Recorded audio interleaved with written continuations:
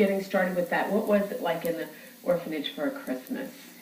In the orphanage that I dealt with, my understanding was that the children, it's not my understanding what they did at the time, and that could have changed in 11 years, but the children did not stay at the orphanage over the holidays. They tried to infiltrate the community. I'm not sure whether that should be infiltrate or integrate the children into the community, because they weren't truly orphans. They were wards of the state, where the state had taken the children away from the parents, or the parents had relinquished them for temporary care, but didn't want them placed anywhere. And so for adoption, right. So the nuns then tried to get families in the community to take the children over holidays, so there was some degree of normalcy in their lives. And so when I first contacted them, I guess it was in September or October, and we were able to bring a little boy home, Eddie, for Christmas, and then, for Thanksgiving. And we had him for, I guess, 4 or 5 days, and it was really neat. He was 8 years old, and he had a younger brother who was 4, Jamie.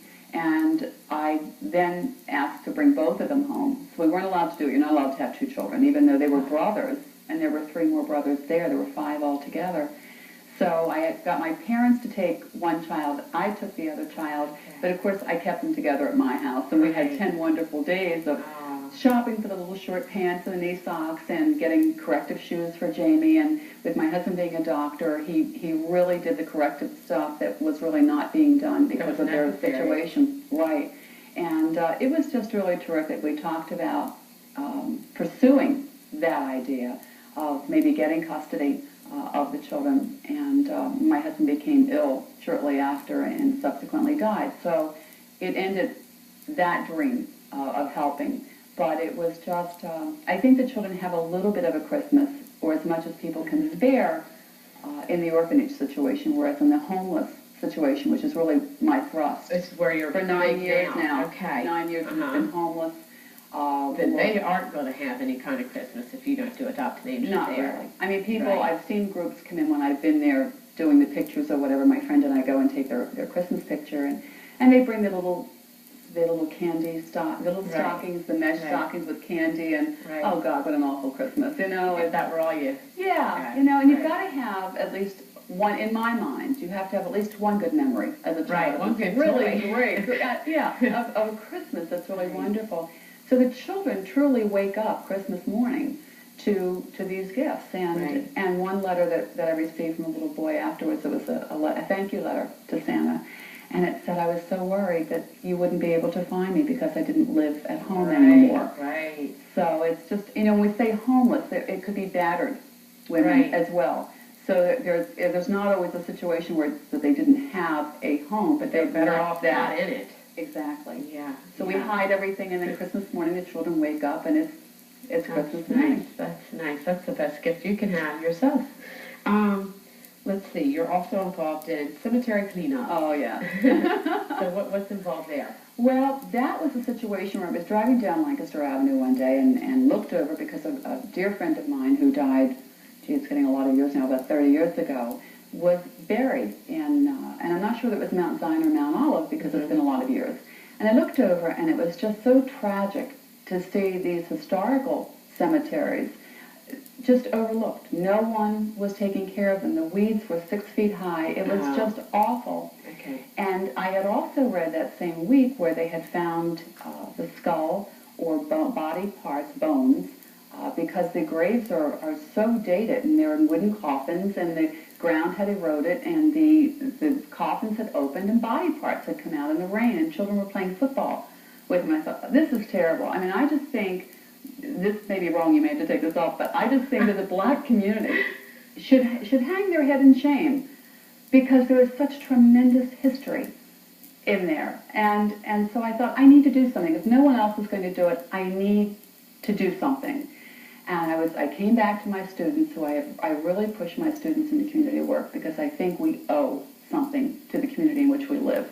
And I think everyone today are takers. They're too busy. It's all I. And if you don't grab them and kind of show them or teach them early, they have to be it's not going to happen. And so I came back and I said, guess what we're going to do? We're going to clean a cemetery. And of course they just said, oh, you know, that doesn't sound like fun. And I said, well, it's not about fun, it's about being together and making a difference.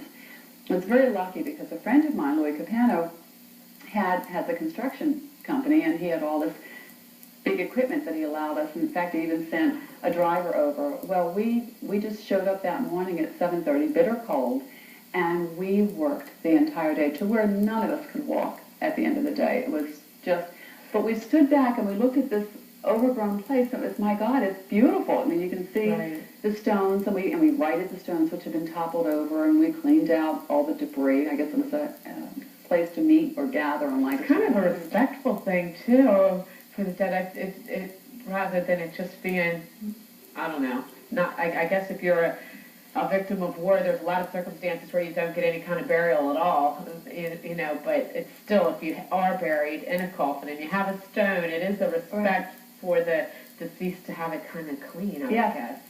And I know we had one woman who came out, and she cried. She said, I stopped by and I look to the area where my family is buried, but I can't get there. And I said to her, come back around 5 o'clock today.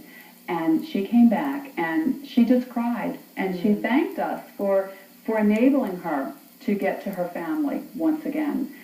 But you see the markers in the 1700s, the 1800s, and so there's just such history. And of course I sound like a crazy person because I apologize. I'm weed whacking and I'm digging and I'm apologizing as I'm reading these stones with this incredible history to say, I'm sorry it looks like this, but, you know, I'll make it better somehow. And you think, gee, I hope no one hears me. This is really crazy. But my students have a really good time, the ones that I can get to go out, and they seem to be small in number. And I have a difficult time getting people there. We kind of announce it and hope for... Well, how about the community surrounding it? Have you asked them if they'd like to pitch in? No, but you know what? They've walked by when we're out there, and they're walking by doing nothing. I'll say, gee, you know, grab a shovel, and they look at me as if I'm crazy. One little boy did come out and... Oh, that's nice. Well, that was good. And have us pick up trash, you know, and help us to do that. So I guess it depends on someone's mindset, if they think you're crazy or not, but you know you're doing well. Yeah, how did you spend your day in the cemetery cleaning up? That's never done. You're also involved in other cleanup kind of things and food drives, and we're going to discuss that right after this word, so stay tuned.